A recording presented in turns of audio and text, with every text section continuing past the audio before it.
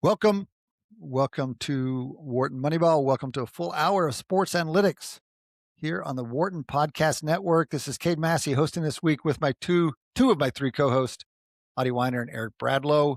Shane Jensen is in the classroom. I believe we're going to be juggling recording between Adi and Shane classes for the next few weeks.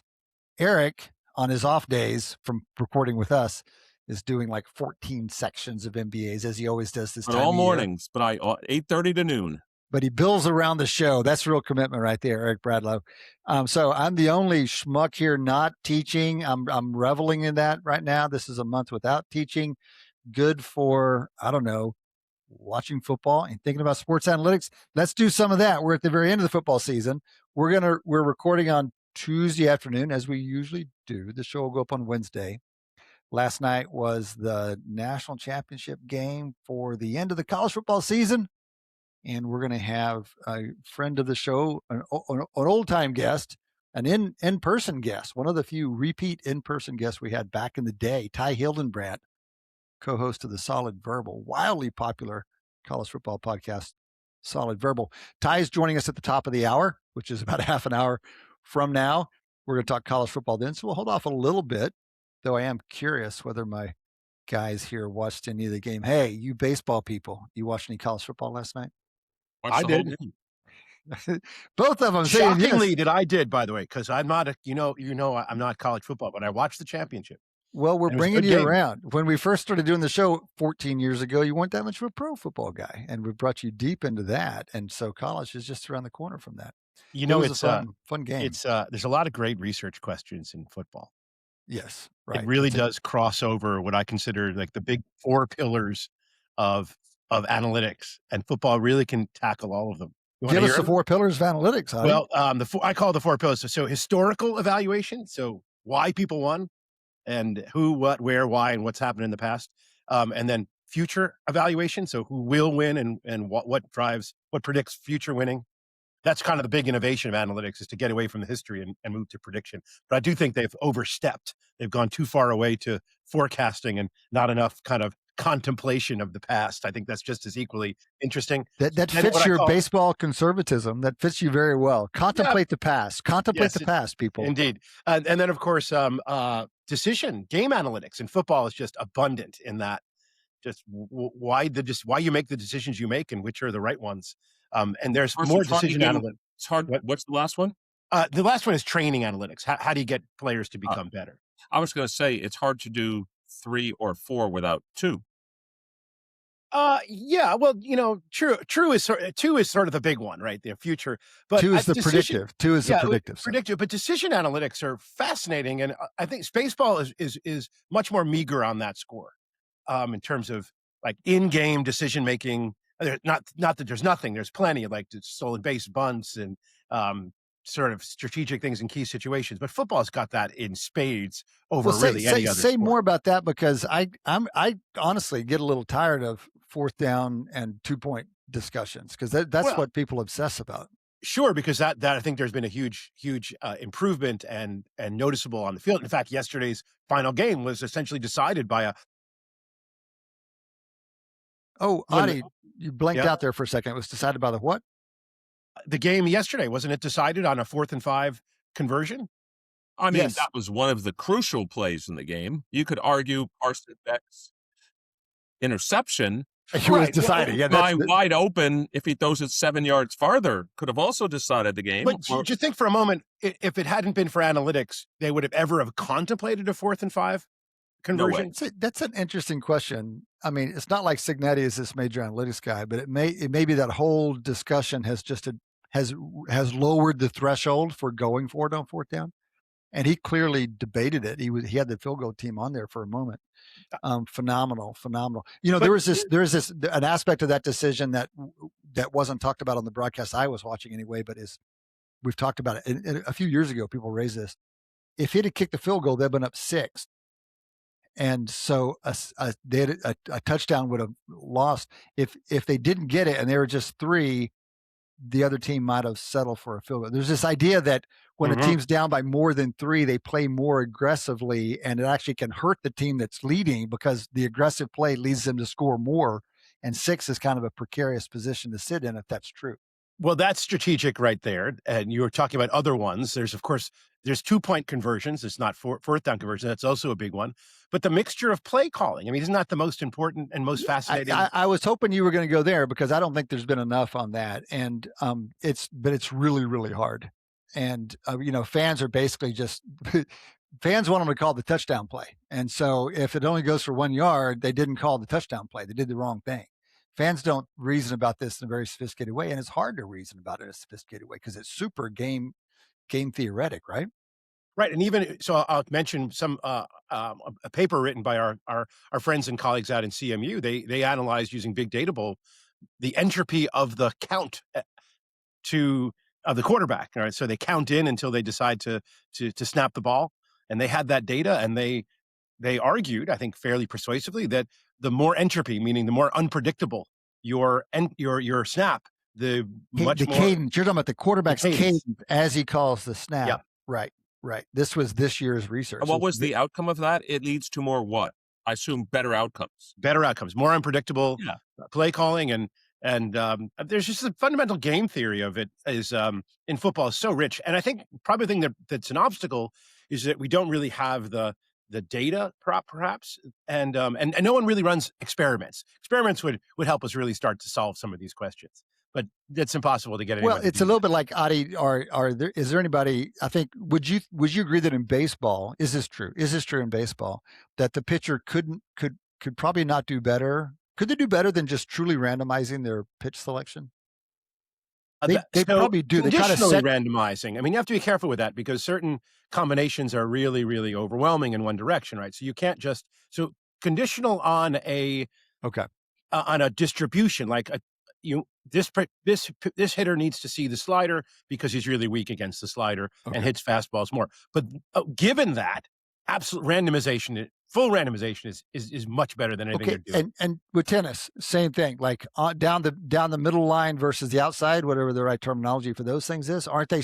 Haven't studies been done that showed that high-end tennis players more or less do randomize that? I mean, they're really good at that, right? Actually, I was reading an article on this very recently. I don't know how it came across my desk that showed that the top players are excellent at this. And the best college players are also good at. They're just as good. Well, Adi, it's not just randomization. The hardest shot to hit in tennis is what's called the redirect. So, for example, we're both right-handed. Cade hits his forehand cross court to my forehand. And then for me to redirect that ball straight down the line, whether it's on the forehand or backhand side, that's always been the winning shot in tennis.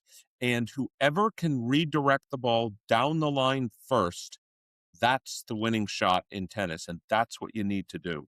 But unfortunately, it's really hard to do. And also, the sides of the net are higher than the center of the net. The net goes like this. And so it's also harder to hit the ball over the sides of the net. Okay. So and hold on. So you're saying now forget about the serve when you're playing baseline, just returning shots with the other side. You have to decide whether to stay across court or take it down the line, and that is a randomization choice as well. Interesting. Super interesting. Okay, so this was a bit of a digression, but let's stop it there. This Adi gave us Adi's 4 pillars of sports analytics. If you missed it, it was descriptive, predictive, in-game decision making, and training. So we often talk about the first 2 in one bin, and they're we often talk about there being 3. Adi has parsed that first one because descriptive merits its own land. Adi thinks we should contemplate the past more. We'll leave it there for now. Okay, let's talk about NFL. So the divisional round was this weekend. We had a couple of phenomenal games and a couple of less phenomenal games. Any responses? We got the championship lineup here. The Pats made it through against the Broncos, who were quarterbackless, or not completely quarterbackless, but practically. And the Rams made it through against Seattle. Before we talk about those games, anything from the weekend? What stood out to you from the weekend, other than Caleb friggin' Williams at the end of regulation, which is one of the most dramatic moments I can remember in football? Well, just a couple quick things on that. So first, at least according to, I don't know if I'm going to make this a segment for me, but what the heck? I'm going to ask ChatGPT every week to give me the top 5 most improbable things that happened in sports this week. I'm going to ask it for that. What the hell? Maybe it's interesting. Maybe it's not interesting. You think it's going to be good at finding those? No, not that great. Yeah, right. But it did. But the third one it did list was they called it the pass of the century. Someone must have called it that. And that was the Caleb Williams 51-yard completion, running backwards, all kinds of things. Yeah, that was just an incredible. So just let's note, hilariously, as the commenter said on real time, it went down as a 14-yard completion, even though it traveled 50 yards in the air. Yeah, just so everyone knows. I mean, I was talking about it with a bunch of people afterwards. I think there's probably only 3 quarterbacks, maybe 4 in the NFL that could have even made that play. Forget whether, I think Josh Allen could make that play, could like run around enough and then throw. I think you're saying the 2 qualities are he has to have some escapability and a huge arm. Correct. Okay. I think Josh Allen could make that play. I think Lamar Jackson could make that play. I'm not convinced of anybody else in the NFL. I mean, Rodgers has the arm, and earlier in his career, I would have. As a matter of fact, he made plays similar to that. I would have put him in that bin. But that's about it. But the thing, a couple things. One is, did they consider going for 2? Because remember, they scored that touchdown with 18 seconds left. That put them down 1. They kicked the extra point to go into overtime. And I actually liked Ben Johnson, the Bears coach, answer. And I agreed with him in this case. So, Adi, I think you'll like his answer too. I don't know if you know, but they were horrific on 4th down in that game. Like, I'm pretty sure they were stopped every single time. Maybe they made it once, maybe. And his comment was, we weren't doing that well on short yardage plays. What makes me think that all of a sudden with the game on the line, we're going to be able to get 2 yards when we've tried it a bunch of times in this game and didn't get it? I mean, what's the motivation in general? Because you like that decision if your team is disadvantaged in some way, like markedly disadvantaged, I guess is when you would plan to do that. But Chicago, they're the home team. Yes, they were the underdog, but they're the home team, and they'd played LA relatively comparably to that point, had they not? It wasn't obvious to me that they needed to, strike when they had the opportunity or go out swinging. That just the commenter suggested it on the show, and I was surprised by that. So give me your thinking on it, Eric. Aren't the baseline probabilities roughly a wash? The conversion probability is roughly 50%, roughly. And then the overtime probability is roughly 50%, and obviously the extra point is nearly 97%. Yeah, it's close. It's close to so. So in situations like this, when you're on the edge of a knife, this is when you're supposed to say, we haven't been doing it at 4th down. That matters. So Adi's importing Brill Weiner wisdom here that says. Well, when I was listening to him, I was thinking Adi would agree with that. Adi would agree with this kind of, I'll call it localized information, maybe localized and current information. Okay, but I want to say this is this is what I loved about that paper, is that this is basically humility for modelers. It's like recognize that. So it's easy for us to say, oh, here comes the coach talking about the wind, it's like overriding the model because of the wind or whatever. But that's not what's going on here. The model is so knife edge, as Odd says, that you have to consider contextual stuff. So sometimes all that context, which some people get buried in, to get kind of swamped by, isn't appropriate. And sometimes it is. And it depends on how definitive the model is. That's really Brill Weiner. By design, it also makes it to go for the extra point. Let me say why. It used to be, as you guys remember, it used to be in pro football that in overtime, if you got the ball first and scored a touchdown, the game was over. But that's no longer true. You score a touchdown and the other team still gets the ball. As a matter of fact, you should always defer because now you know what you need to do. Matter of fact, if they get 6-1, you could decide to go for 6-2. If they get 3, you know you need at least 3. So the overtime rules have changed to make it even more favorable to, even if you're the unlucky coin toss loser, like they've made it so that it's more equitable in overtime is all I'm saying.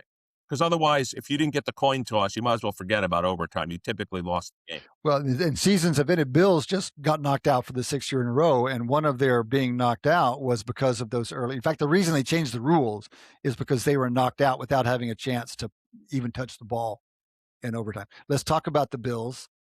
They lost again and again in heartbreaking fashion, controversial fashion in overtime with a hard to fathom interception decision and then a probably equally hard to fathom pass interference call. They go down. The Broncos in the process lose their quarterback Bo Nix in the next last play, which is unbelievable. And then the Bills fired their coach. And this was a coach. There's some stats that came up in the days after this game, even before they fired the coach. The Bills have the most points scored in the NFL over the last 6 years and the least points allowed in the NFL over the last 6 years. They have by far the greatest point differential in the NFL.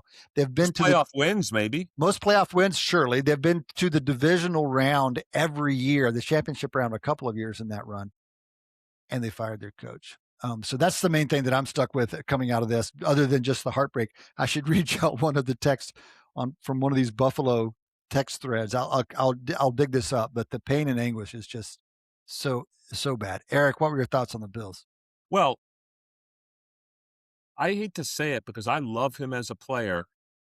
Josh Allen cost them that game. He did. Well, he might have. I mean, who knows what they would have done without him? But no, his mistakes. I mean, that fumble. His mistakes. His fumble at the end of the first half, giving up 3 points, is inexcusable.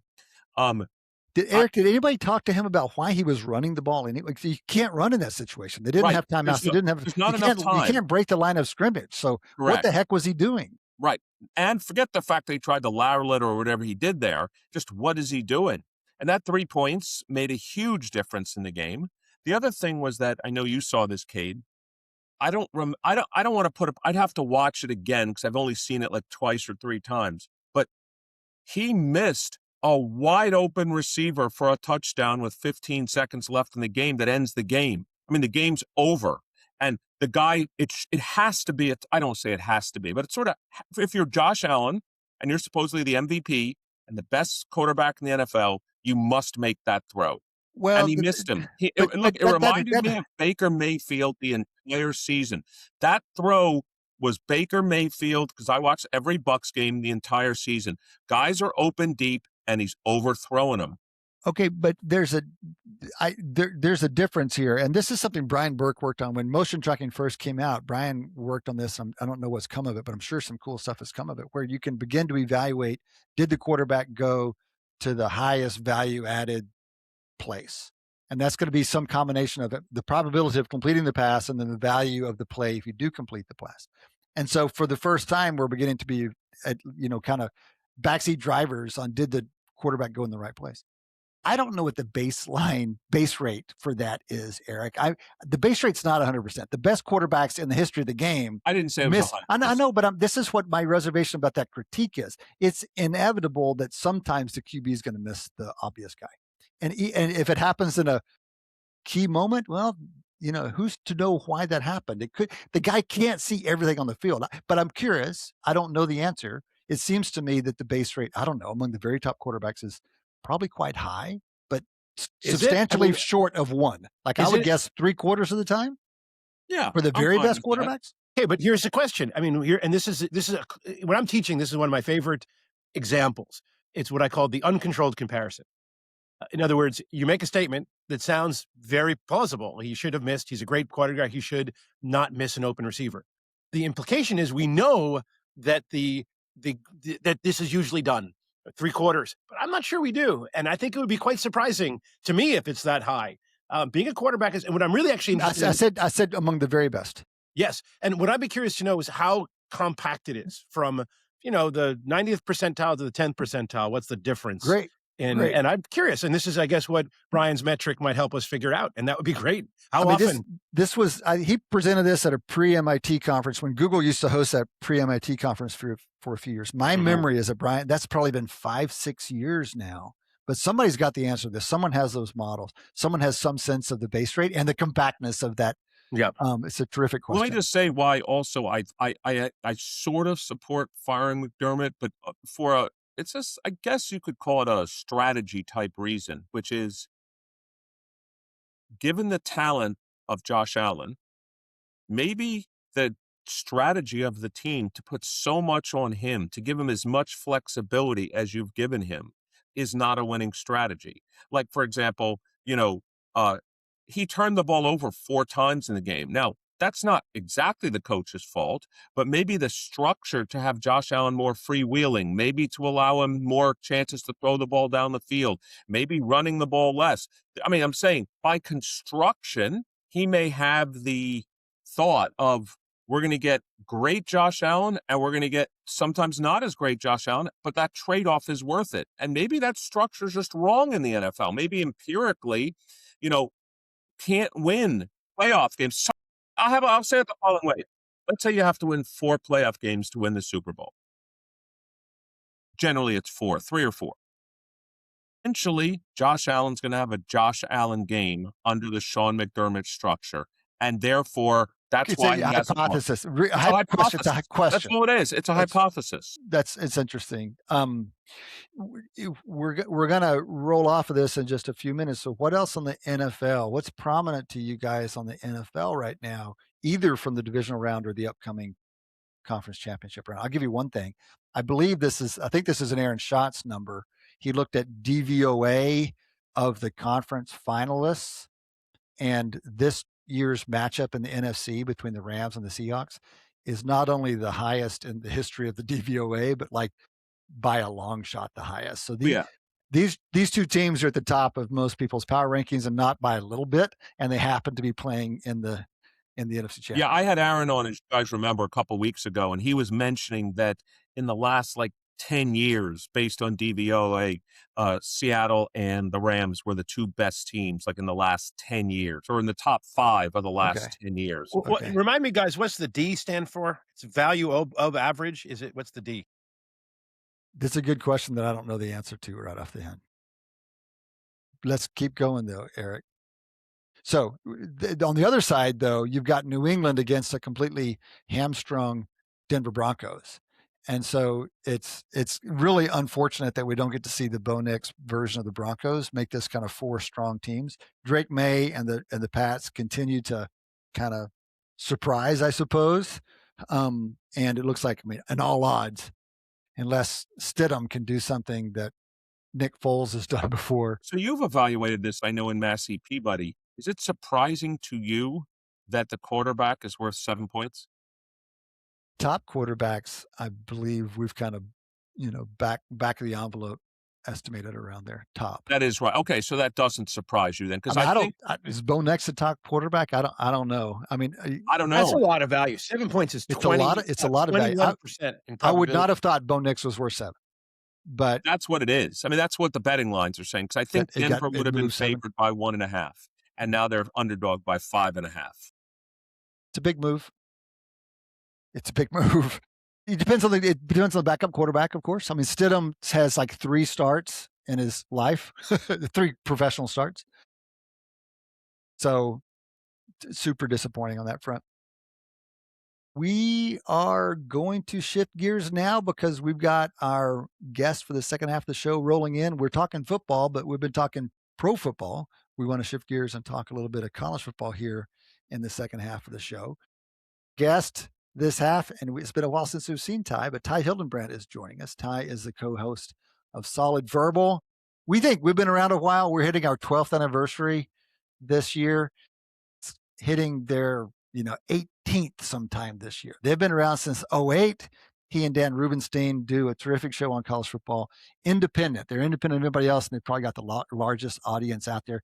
Ty is from around the corner here in Pennsylvania. I say here, even though I'm not in the moment, Pennsylvania. Around the corner from UPenn. He's up in Allentown. Ty has been with us in studio multiple times. It's a pleasure always to get time with you, Ty. Welcome to the show. Cade, gentlemen, it is a pleasure as always. Thank you for the invite. Yes, glad to have you.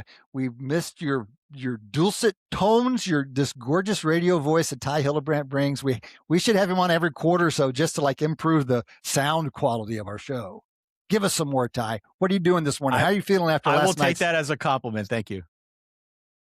Tell us what's on your mind. You had a big, your season culminated last night.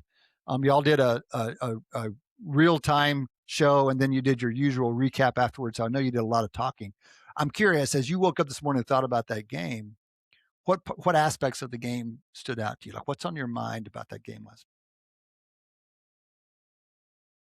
Well, I mean, I think a couple things. I mean, first off, as you know, I'm sure Indiana came in a touchdown and a half, 8.5 point favorite, depending on where you look. And so there was an expectation that they were going to win the game. I think what stood out to me just sort of in the flow of things is even though there were plenty of instances throughout the course of that one where Miami could have wilted and maybe could have gone the way of, say, Oregon or Alabama, as we saw earlier in the playoff, Miami adjusted. And that's not something that they get a lot of credit for. Often we're making jokes about Cristobal and how he goes into his shell and plays very conservatively. But we didn't really see that in the second half. We saw Miami answer in a really meaningful way. They damn near won the game. So I think to their credit, they acquitted themselves really, really well. And on the Indiana side of things, I mean, it really was just moments. I saw our friend Bill Connolly from ESPN.com posted his post-game win expectancy was at 14.1%. in favor of Miami, overwhelmingly in favor of Miami, given the way that the game and the stats all shaked out. But the fact that Indiana was still able to win that game is, I think, a testament to the process that Curt Cignetti has in place and really just this mindset of winning moments. You don't have to be perfect, but just winning on the margins largely is what we saw them do on Monday night. And as such, they get their first national championship and the sport's first ever 16-0 record. So congratulations to the Hoosiers. No I doubt. thought Yale in 1894 went 16-0. Are you selling us short here? Yeah. Come on, Ty. Let's say modern Ivies, era, man. okay? Modern era. Adi, leave it to Adi. We were just talking about, focus on the past. Dwell, focus. Ty, just to name some of the moments, the block punt kind of doesn't count. Block punt is a separate thing, but like those 2 4th down conversions on the touchdown, that there wasn't quite there. Was it? Yeah, it was their last touchdown. And then later when they're trying to burn clock, that 3rd down conversion, this vital 3rd down conversion, like another back shoulder fade. Those are the moments that I think of. Is that what you're thinking about when you say the key moments, those offensive conversions? Yeah, offensive conversions. I mean, even if you want to boil it down to the more fundamental stuff, like for the most part, tackling Malachi Toney when they try to get him in space on a quick throw or something of that nature. I mean, that was very much how Miami made hay this year. It wasn't the most explosive team in college football, but they had a bunch of guys who were just really good in space. And they were ultimately pretty good at finding ways to get them the ball and let them do what they do. We have seen that work to some effect here throughout the course of the playoffs, even though Miami has tended to play a little bit more of a slugfest variety of football. But clearly the game against Ole Miss went a little bit of a different direction.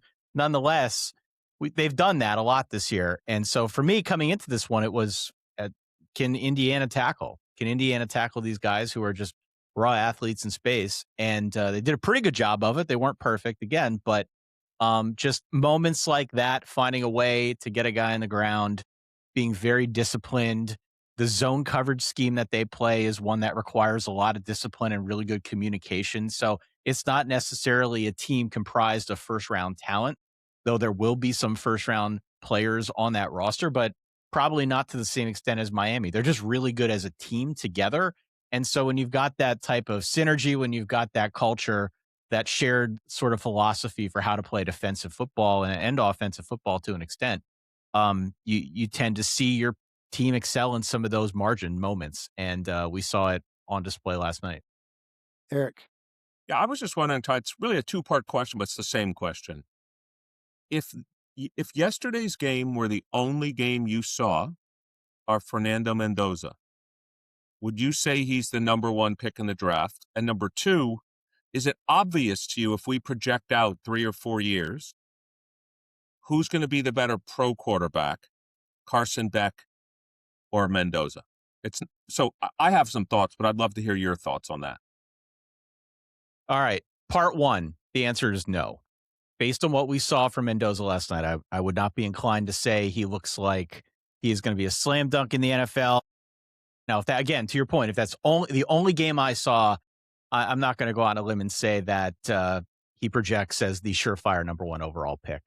Given the course of the season and what we saw from him over the course of the year, And what I think we know about him as both a student of the game, as somebody who studies this stuff and has an innate working knowledge of pre-snap, post-snap processing, that type of thing. I think all of that is far and away very appealing to somebody that you're thinking about picking at the next level in the NFL. So I think he'll be fine at the next level, but that was not the best game of his that we saw last night. He had moments again, but certainly not the best version of Fernando Mendoza that we saw. And it's no coincidence that it probably was against one of the best, if not the best defensive lines that he saw all year. Well, that was my point, and that you may see a lot more of that in the NFL, and therefore, but also he'll have a better offensive line in the NFL too. That's right. That's right. What about him versus Carson Beck? Only in the sense of, if you look, well, I think, I haven't seen these stats on it, maybe you have. I think we could argue Carson Beck, just who's got the stronger arm? Beck probably has the stronger arm. That doesn't mean he's going to be a better NFL quarterback at all. I'm just asking you, how much uncertain, put up, I don't want to say this, why not? We're a stats show. If you had to put a probability that Mendoza is going to be a better NFL quarterback than Beck, what probability would you give on that? That's good. Good question. Adi, we want your answer as well. I'd say about 70%. And one of the biggest issues I think you see in guys going from college to pro ball, and I know you guys again care a lot about the stats, how these things change over time. I know it's something that you all study probably a lot closer than I do, but the game has changed, and that processing step going from college to pro, it's like a completely different stratosphere with the types of things that they're doing at the pro game. And even though we didn't see it so much last night from Carson Beck, I think his most recent track record, let's just say over the last 2 seasons of college football, when they had to lean on him a little bit more at Georgia, when they didn't have the ground game that we're accustomed to seeing in Athens from Kirby Smart, Carson Beck wasn't as good. And I think we saw it again at moments this year. He had a pretty good cast around him. He did have a running game. They weren't asking him to go out there and throw for 350 yards per game.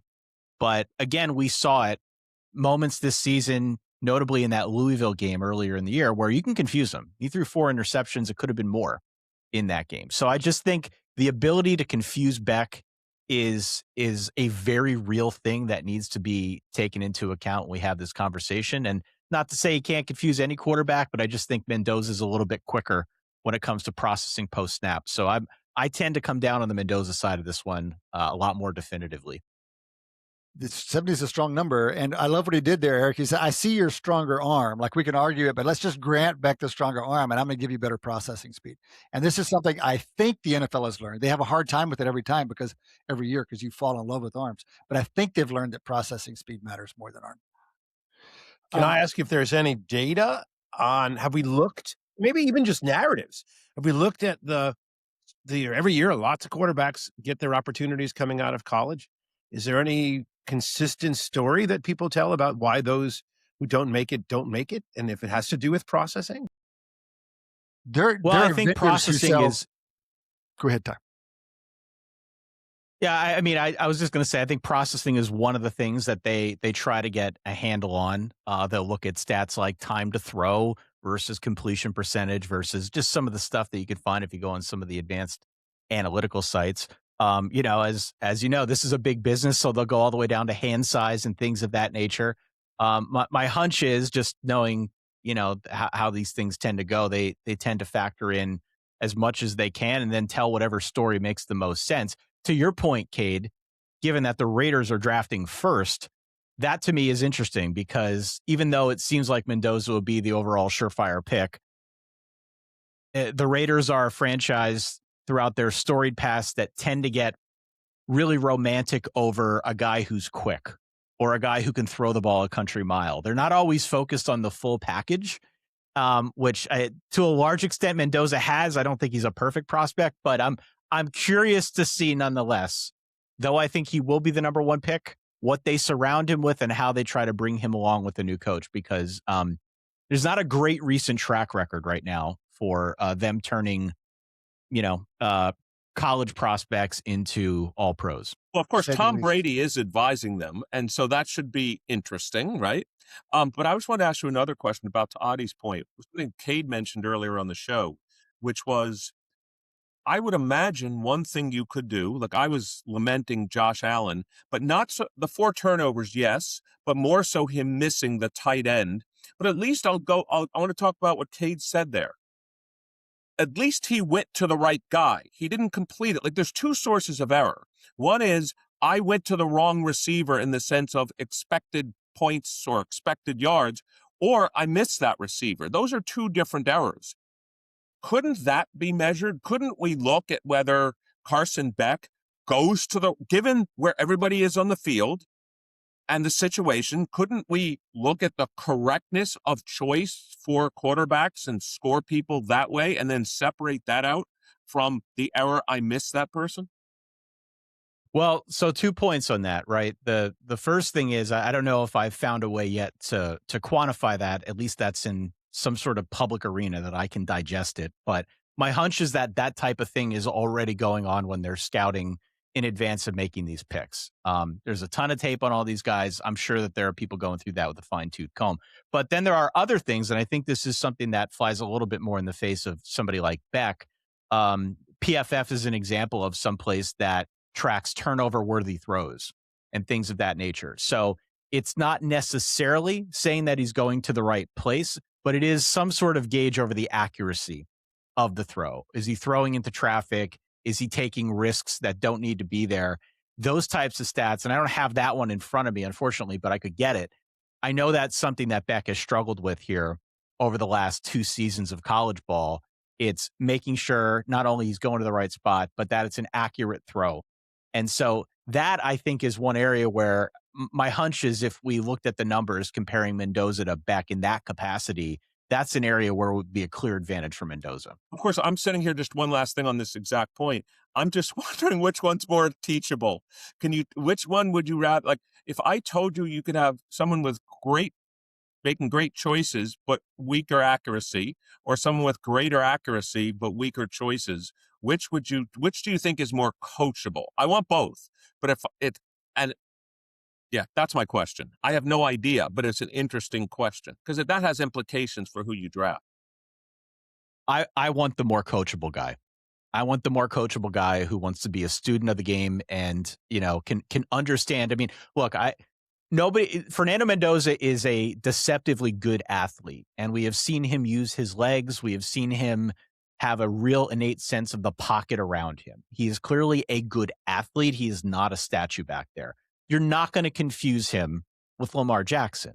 That is just not his game.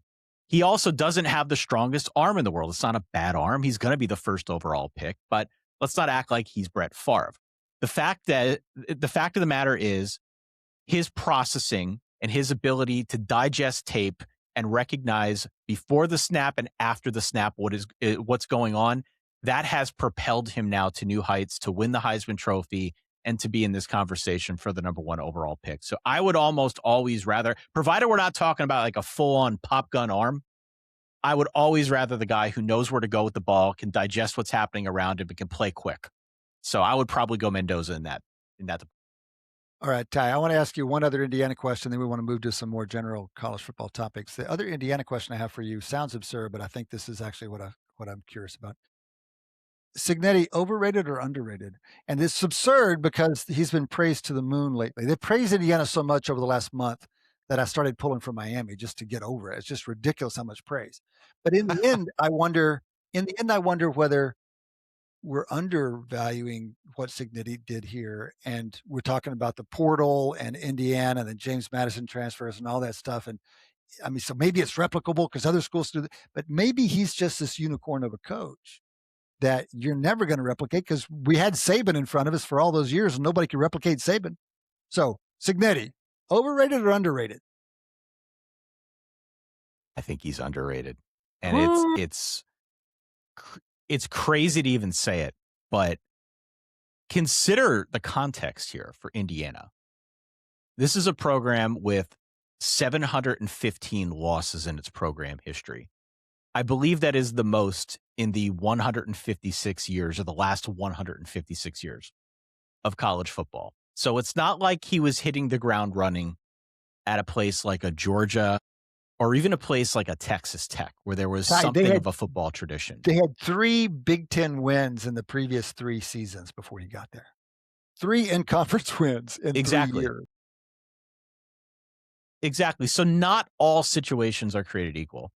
And also, as you know, college football has changed very quickly. Everybody is taking a boatload of transfers at this point. Not everyone's taking 40, but most are taking anywhere between 5 to 10 to plug some holes, depending on what you need. So everybody is doing the same thing in the transfer portal. Everybody is going out there. Everyone's trying to boost their roster in whichever way they see fit.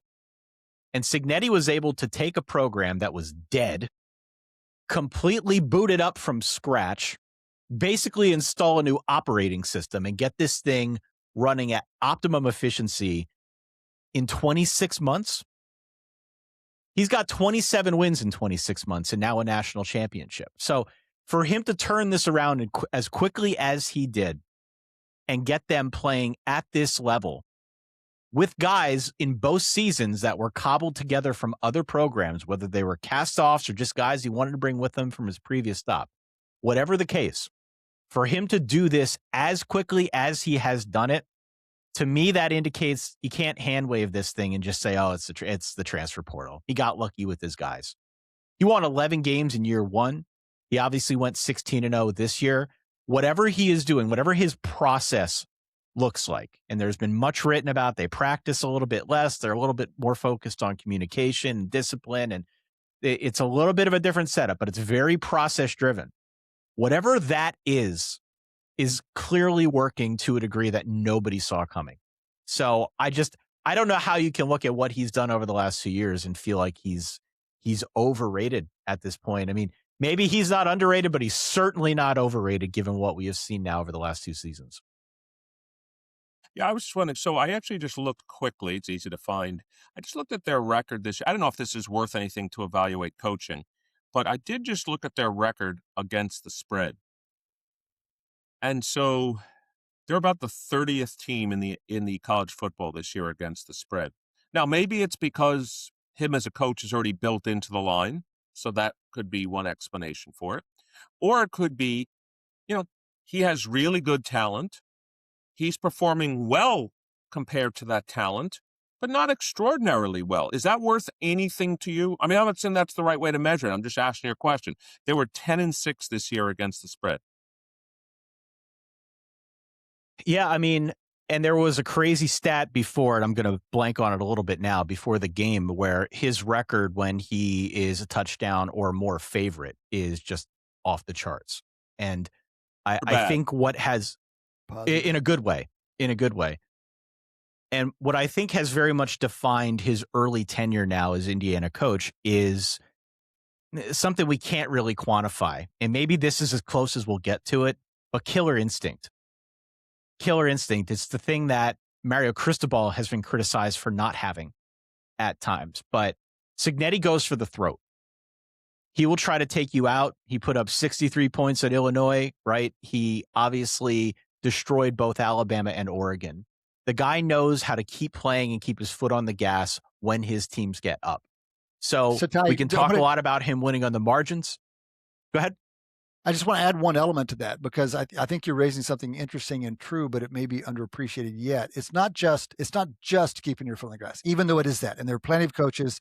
We've all had coaches of our teams who got too conservative with the lead because there's a little risk. The key to making that interesting is that there's risk involved. It's like his going for the touchdown last night on 4th and 5 instead of the field goal. It's like, I'm going for the kill. And it's only interesting because there's downside risk to this choice. And it made me, as a Texas fan, it made me think immediately of Kirby Smart's onside kick after they went up, 10 or something over Texas in the regular season game this past year, and then shocking everybody, onside kicked, recovered, and scored the game there's risk there. It's not interesting to just say, it's not as interesting to say killer instinct. kick them when them down. It's like, no, I take extra risk to put them away. I'm willing to do that because most coaches get conservative in those situations as opposed to even dialing up the risk in order to get it done. Yeah, and the other thing that I was going to add to the question about Indiana versus the spread, you're right, 30th in their win percentage versus the spread. They were first in terms of their covering points per game, right? So they were covering by a larger margin when they covered than almost every other team, in fact, every other team in college football. So, that sort of underscores the point of Cignetti, as you said, Cade, just doing whatever he can to put teams away. It might be worth the risk. If it works out for you, great. You're going to get a win. You're going to put the game on ice. If not, then that's a conversation. But he has just had a really innate sense for when to push a little bit harder, when to roll the dice. We saw it on 4th and 5 in the national championship game on that quarterback draw for Fernando Mendoza. They have a really good sense right now when they've got the wind at their back for when they should push a little bit harder and take those chances. I just love that call because, as Cade brought up earlier, there's so many things about that situation. You're up 3, you could go up 6. Up 6. Oh, you don't get it. Oh, then the other team is not as aggressive because they try to kick the field. There's so much about that will be talked about from an analytics, but even a psychology perspective and a go for the kill perspective for years. That's almost was like the perfect storm of, even if the quote unquote, as Adi said earlier too, the analytics had it even, there's so much other stuff that suggests going for it there. And the only other point that I would add on that play, all of the things that we're talking about here with Cignetti, I mean, what it amounts to is the right players in the right scheme, in the right process, at the right time. That play was, I think, something that signifies what the entire Curt Cignetti experience has been about so far. You've got this quarterback in Fernando Mendoza, who's a good enough athlete, but knows how to process. You've got the preparation, which is what told them, that's why they called the timeout, and the preparation is what told them what type of defense to expect. Fernando Mendoza and his ability to process is what told him at the line of scrimmage that Miami was in fact not in that defense, that they were in something of a hybrid coverage. And he made the call on his own after they snapped the ball. If it was man coverage, they were throwing it. If it was zone coverage, he was supposed to run it. They played half man, half zone. He decides to run it. He trusts in his own process.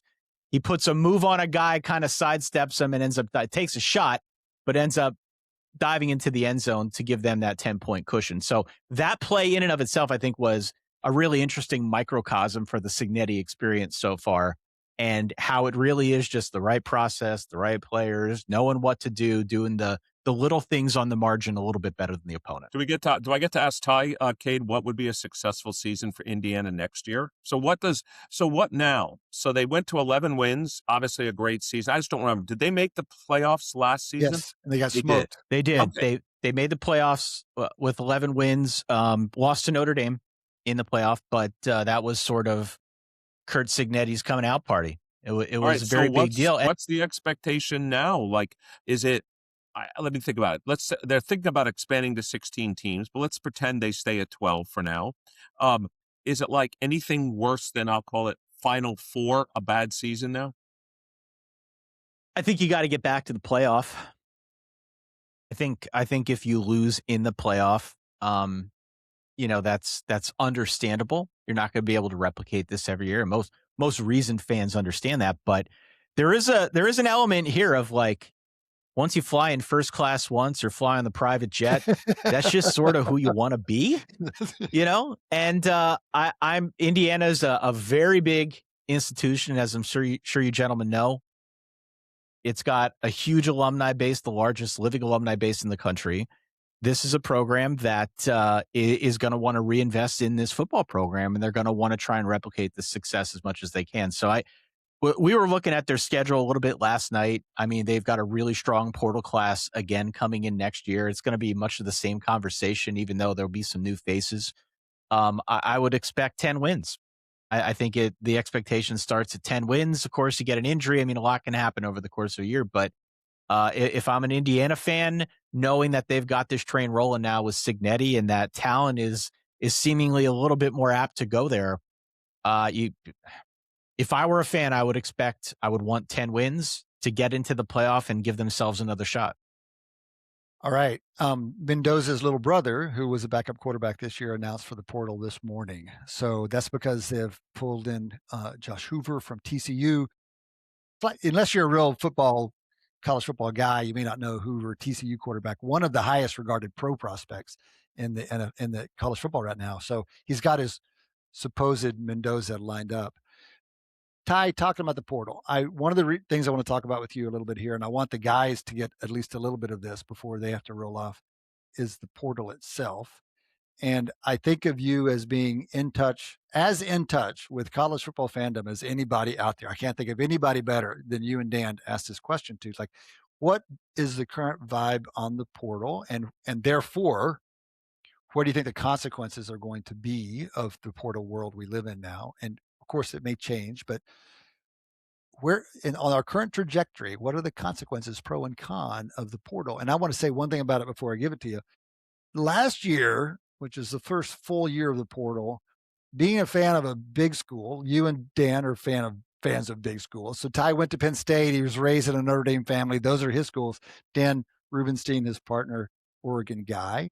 So we're kind of the alpha schools. I'm a UT guy. So it's like, yes, the portal, give me all your players. That's kind of the initial vibe. And then 2025 rolls around and all of a sudden tide turns and other programs start stealing all our young players. And you realize it's not a one-way street here, that the blue bloods just can't sit on top of it and be fed. They're actually going to get robbed as well. So it's more of an equilibrium than we thought. And it's a new experience for some of us. And I could use a little therapy about it. But more generally, I'm just curious, it's a 3,000, 4,000, something like that, players change teams. I think 4,000 went in, maybe 3,000 changed teams. I mean, it's unbelievable. I'm curious, you, Ty, from your perspective, what's the vibe? What are the consequences? Fans are exhausted from the transfer portal. College football, if it weren't enough that college football changes the rules like every 2 years and they make people relearn the playoff system, the conferences, whether guys can get money. I mean, think of all the things that have changed just in the last 5 years. The portal is only accelerating. It is basically nonstop free agency. If you root for pro sports, you know how dizzying free agency can be, whether you're a baseball, a basketball, a football fan. I mean, it's a lot. So the fact that this is always going on all the time, I think has left fans, at least people that write into us, tired of it, exhausted by it. Now, that being said, we make content. So from our standpoint, it's a lot to talk about. And it's interesting. It's interesting to have guys kind of find themselves in new situations. Josh Hoover, who wanted to go to Indiana initially, ends up at TCU. Now he's going back to India. Like, you get these really odd pairings that you wouldn't have thought otherwise. And there's a little bit of like mystique to it now with how much is so-and-so getting paid. Is he really worth all that much? You have that whole component to it, which I think is an interesting conversation. But the pros and cons side of this is very intriguing. The pros, I think from a fan standpoint, is stories like we saw with Indiana are now possible. This was a gigantic proof of concept that a team that started from the bottom is now here. Give me a break. That doesn't happen. That wouldn't have happened 10 years ago, not in a million years. Well, so that's a good thing. Can it happen? Could it have happened just over a very long period of time, as opposed to, it's a 2-year turnaround from, I don't know how many you guys probably know, would they win 3 games the year before Cignetti got there? So they went from 3-11 to the 16-0 national champion. Yeah, I mean, I'm not sure. I don't even have the number in front of me. What they were the year before he got there. But I suspect, and we've seen this, right? I mean, there have been some of those moments throughout the course of college football history where a team out of nowhere has sort of bubbled up, right? TCU is a fairly recent example of a team a couple years back, played against Georgia, got creamed, but they got there. And among the TCU people I talked to in that moment, they were just sort of happy. They were happy to be there. They felt like they were playing with house money. There was no expectation that that would carry on, that they could replicate that anytime soon. But I think that part of it has changed on the fan side of things. To the earlier point about what's a realistic expectation for Indiana, they did it once. Now there's no reason to think in this climate where people want to go to Indiana that they can't do it again. So I think just the fact that some of the talent has now been spread around college football. It's really tough to hoard talent the way that the SEC was doing 5, 6, 7 years ago. That makes it, I think, a better fan experience. And I also think from the player side of things, it's good that they have some agency that they can move around if they want to, much like coaches can. That's all good stuff. What's bad is that none of this is sustainable right now, right? So we're all in a bit of a sugar rush. At least the players and some of the teams are that are heavily involved in the transfer portal. But on some level, there has to be guardrails put up to kind of rein this thing in, to enforce contracts, to make sure that we don't have just constant revolving door. On some level, there will be a question of return on investment if you're putting millions upon millions of dollars into your chosen college football team. How is that worth it for you? Will guys stop investing if suddenly the bottom falls out one year and there are a bunch of injuries and it goes south? So that whole side of it, the financial component and just the constant instability of things, I think is a really that is a blinking red light that I know a lot of people know about.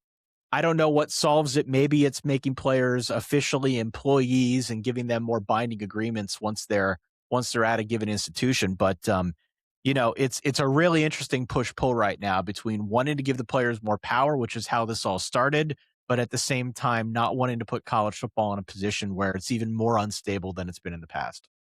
Ty, you began that last part by saying it's unsustainable. And I think that's a word that many of us feel, but it could be unsustainable for any number of reasons. And if you had to put your chips on what breaks, like what will break that causes reform, because something has to break or come close to breaking. So flashing red lights are not enough. Someone has to go through the intersection and get hit before something gets done about this thing. What's going to break that's going to lead to some kind of change? Well, we're having a really interesting example of that right now, because amid this national championship run, or playoff run, I guess I should say, for Miami, Miami came to the realization that they weren't going to get any of the other portal quarterbacks, and they needed somebody for next year because they want to keep this going too. And so they turned their sights on Darian Mensah, the quarterback from Duke, who just re-signed an agreement with Duke and is now trying to throw his name in the portal and take his talents to South Beach. So we're going to find out here in relatively short order what happens to that agreement. Duke has announced as of earlier today that they're going to sue Mensah. They're going to try and enforce that agreement. And it'll be really interesting to see what the result of that suit ends up being. That's the type of thing that could have far-reaching ramifications in terms of NIL and the transfer portal, and just in general, I would say player movement. If in fact a court or whoever finds that these contracts are enforceable and he can't leave because they won't let him and he signs something, then I think guys will be a little bit more apprehensive about putting themselves in a bad situation. Right now, there is this culture of, well, if I go somewhere and sign an agreement, I don't got to worry about it. I can just go somewhere else next year. But certainly when we're talking about this higher price talent, where we're talking about multi-year agreements and things of that nature, it's not often that I'm rooting against the players, I would say in general, but I think this is one area that they could definitely have a positive impact if Duke were to win this case and find that these contracts are enforceable and guys can't just pick up and leave willy-nilly. So that's a really obvious one that I think we're going to play out here in relatively short order. The other thing that I would throw out, Cade, is, the college football calendar is still kind of screwed up. It maybe was a little bit better this year. They did away with 2 transfer portal windows. Previously, there was one in the winter, one in the spring. Now they combined them both, but it opened during the playoffs, which is still weird, even though teams in the playoffs got a little bit more of a grace period. So I feel like that puts college football in a really uncomfortable bind sometimes, depending on where guys want to go and when they want to do it. And so I think some combination of the lawsuits with maybe trying to make the calendar a little bit better, if that's at all possible, that's a start. But the whole money side of this is like its own podcast episode completely. That's going to be a longer conversation. Yeah, it's a podcast series probably more than anything. But I like your answer a lot, actually. It's very practical. It says that probably going to be a contractual thing, probably going to be court, as opposed to the fans who are tired or the coaches who are tired.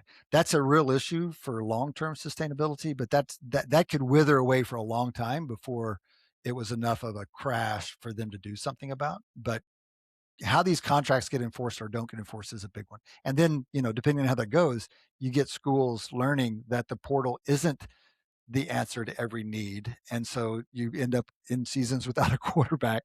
It's so funny, Ty, though, like it's such a change. When we were growing up, teams, of course, went through cycles where you're starting a sophomore, you're starting a freshman or whatever. That's just what happens. Sometimes you don't have a good middle linebacker, but now the expectation is you have to fill every hole on your roster in full. And by God, you can do it because there's a portal. It still seems unrealistic.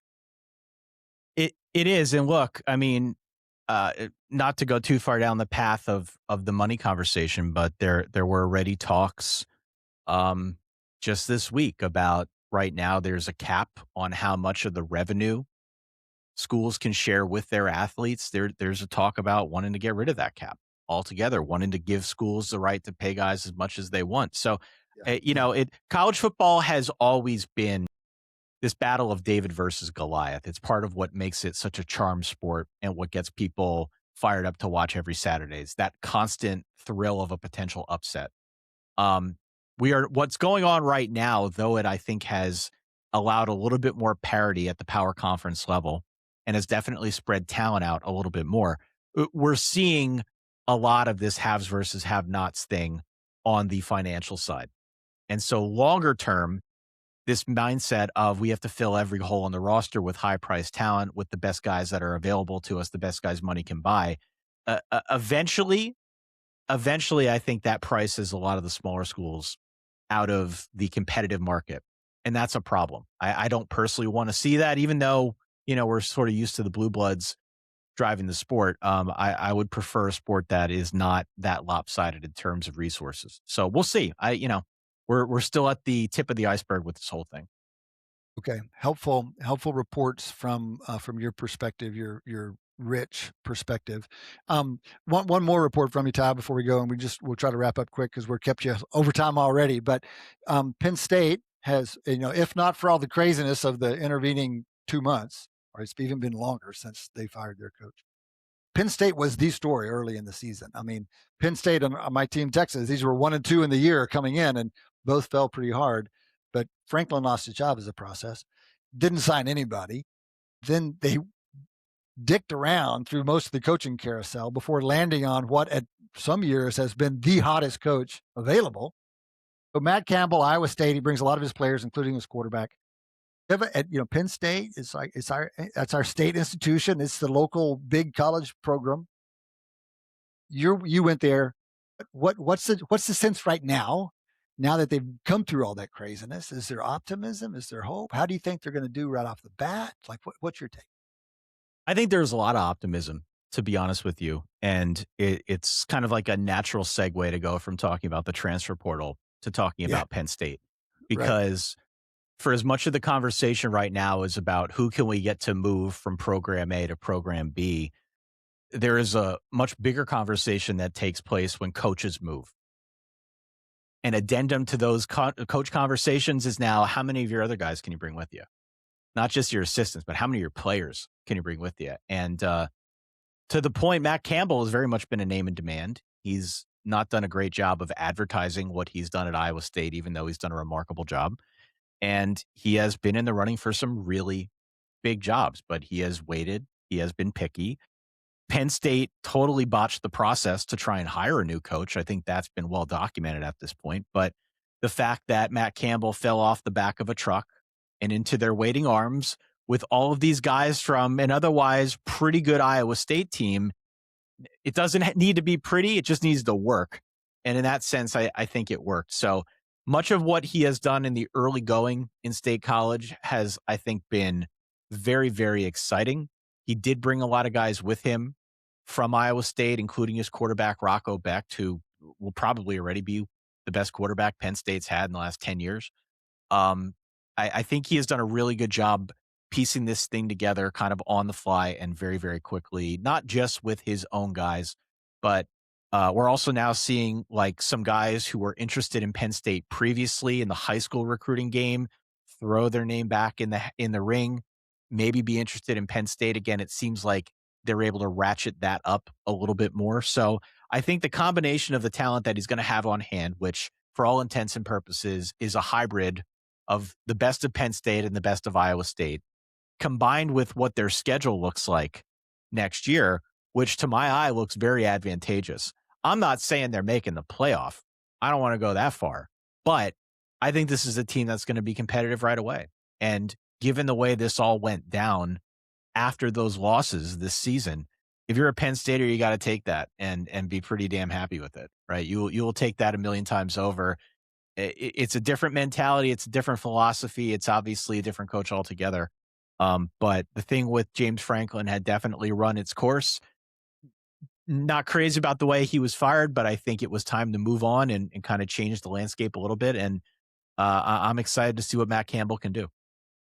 To an outsider, it feels like it must feel very different to think about football under somebody other than Franklin, other than James Franklin. It felt like over the years, couldn't get over the hump. It's like almost R.C. Slocum from a previous era with the Aggies, 10-2, 10-2, 10-2. It's like they can't beat the two teams they need to beat, and it just got a heavier cloud. And it sounds like even inside the program, it just got so weighty. Y'all must feel like a whole new day, like Meadows and Flowers, and here's Matt Campbell and a new coach. And I'm just guessing it feels very different. It does. And I mean, we're talking about two guys that have been successful in their own right with very different philosophies. And, you know, even if we want to bring it back to the transfer portal and bring it back to compensation and things of that nature, very different philosophies between James Franklin, who basically paid everybody the same amount, and how most other places are doing it, where you paid a little bit more based on your production. And that, I think, was a sticking point in some of the leaked audio that came out from Pat Kraft. It appears as if that very much was an issue that he had with the way that Franklin ran things. I think that's going to change now. I think Matt Campbell just has a fundamentally different philosophy. He's never been in a place like this that has these kinds of resources to throw at football. Right. And so that in and of itself, I think, makes this a really exciting opportunity. Taking a guy like that he built his career on making more out of less, to now give a guy like that more doesn't mean he's going to make the playoff, win a conference championship, even win a playoff game. But I like your chances of putting a guy like that in a situation like this. It's fun for college football, I think. I mean, you're right. It's no guarantee, but it's a good experiment to run. Let's see this guy who's been the darling of kind of the under-resourced program tier and see how he does with, let's play that game. It's like a friggin' TV show they're making. Like, let's put the small town guy in on the big city. Okay. Last question that seems relevant to me is, do we feel bad? Should we feel hypocritical about kind of implicitly praising Campbell for bringing all his players with him while having probably just railed on Lane Kiffin for trying to get his guys to come from Ole Miss to LSU? Kiffin created a dog and pony show, though, you know, and that's been the rub on Kiffin. He's a good coach. He's obviously been very successful. He knows how to work the transfer portal. We're already seeing that. They've got the top portal class given this most recent cycle. But, you know, this constant will he, won't he leave. Some of what I think we heard about them sort of either overtly or under the radar recruiting Ole Miss players to kind of jump in the portal as Ole Miss was getting set to play in its playoff game. College football is a shady business. There's no denying that across the board. But Lane Kiffin definitely engaged in his fair share of shadiness with the way things went down at Ole Miss, both with leaving, with his coaching staff, and with the players that he may have wanted to come with him. We didn't really see that from Campbell. I mean, first and foremost, it's not like Iowa State was in the playoff. Iowa State That's a big difference. Was not in the playoff. It was a much cleaner break. He also wasn't out there in the media tweeting about it and making a big deal about it. I mean, we didn't find out until very late in the game that Campbell was even a possibility. He never spoke about it until the ink had dried. So I think ultimately we're talking about two guys with very, very different personalities, which is the biggest difference. But you know, to me, it doesn't feel quite as underhanded given the timing of when Campbell left to go to Penn State, and certainly the situation that Iowa State was in, the one that he left behind in Ames. Okay. All right. Well, listen, thank you for the time, Ty. This is our last official college football podcast of the season. You were a perfect person to wrap it up with. Wish you the best with all you have going on over at the Solid Verbal. Encourage our listeners to pick up Ty and Dan wherever you can. Solid Verbal, really the college football OG of podcast for sure. Been around since 2008, and we're delighted to have Ty with us periodically. Ty Hildenbrandt. Thank you. Many thanks to Eric Bradlow and Adi Wyner, who were here for most of the show before having to roll off to other responsibilities here this afternoon. For Shane Jensen and Absentia in the classroom as well. For Dion Simpkins, always here doing the real work for the whole team. Thank you, Dion. Marissa Reyna, our producer, Dee Patel, the boss lady. Many thanks to the whole crew. And thanks to you guys for listening. Come back and join us next time. Between now and then, enjoy your sports.